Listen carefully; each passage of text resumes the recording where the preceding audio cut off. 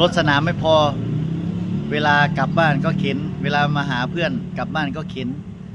แล้วก็ตอนมาก็มาซ่อมให้เพื่อนดูกลัวเพื่อนไม่เชื่อว่า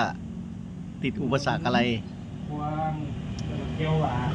หมุนครัวแล้วก็เกี๊ยวหวานไอเทปเอว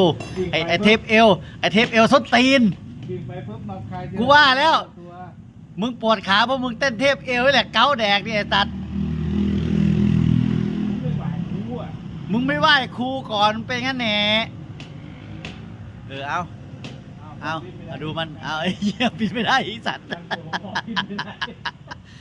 ไอตัวเนี้ยมันจะมาไม่เหมือนชาวบ้านชาวเมืองเขานะครับ เวลากลับบ้านมันก็จะไม่เหมือนชาวบ้านเขาชาวเมืองเขา